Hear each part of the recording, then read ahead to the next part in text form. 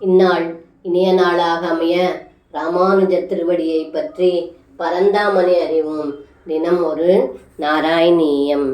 மமகலு பலிகேஹே யாச்சனம் ஜாதமாஸ்தா மிக புனரபலானாம்